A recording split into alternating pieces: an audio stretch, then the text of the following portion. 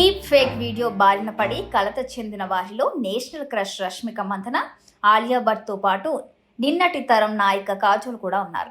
అయితే ఈ జాబితాలోకి క్రికెట్ దిగ్గజం సచిన్ టెండూల్కర్ కూడా చేరిపోయాడు.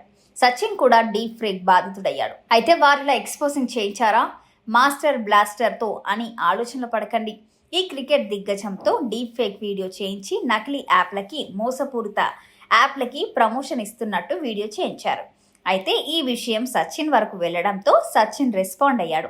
సచిన్ పర్సనల్ అసిస్టెంట్ రమేష్ పార్డే పోలీసులకు ఫిర్యాదు చేశారు. ఈ కేసుపై ఎఫ్ఐఆర్ నమోదు చేసుకున్న ముంబై సైబర్ సెల్ పోలీసులు విచారణ చేపట్టారు. ఈ వీడియో క్రియేట్ చేయడం గురించి గుర్తు తెలియని వ్యక్తిపై కేసు నమోదు చేశారు. ఐపీసీ సెక్షన్ 500 ఐటీ చట్టంలోని సెక్షన్ 56 కింద ఈ కేసు నమోదైనట్టు తెలుస్తుంది. జనవరి 15వ తేదీ నుండే ఈ వీడియో నెట్టింట వైరల్గా మారింది. స్కైవార్డ్ ఏవియేటర్ రిక్వెస్ట్ అనే గేమింగ్ యాప్ను సచిన్ స్వయంగా ప్రమోట్ చేసినట్టుగానే ఆ వీడియోలో ఉంది. పైగా తన కూతురు సారా టెండూల్కర్ కూడా ఈ గేమ్ వాడుతూ ఎంజాయ్ చేస్తుందని సచిన్ చెప్పినట్టు తెలుస్తుంది.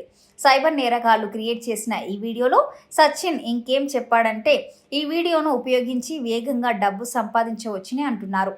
ఇక సచిన్ వీడియో అని తన అభిమానులకు, ఫాలోవర్స్కి చెప్పాలని నిర్ణయించుకున్నాడు. అందుకే ఆ వీడియోను తన ఎక్స్ ఖాతాలో షేర్ చేశారు. దానిని ఎవ్వరు నమ్మవద్దని, అది మోసపూరితమైన యాడ్ అని చెప్పుకొచ్చాడు. టెక్నాలజీ ఈ విధంగా దుర్వినియోగం చేస్తున్నారని మండిపడ్డారు. ఇలాంటి వీడియోస్, యాడ్స్ గమనించినప్పుడు వెంటనే సైబర్ పోలీసులకు ఫిర్యాదు చేయాలని చెప్పాడు. ఇలాంటి వీడియోల పట్ల ప్రజలు అప్రమత్తంగా ఉండాల్సిన అవసరం ఎంతైనా ఉందన్నారు.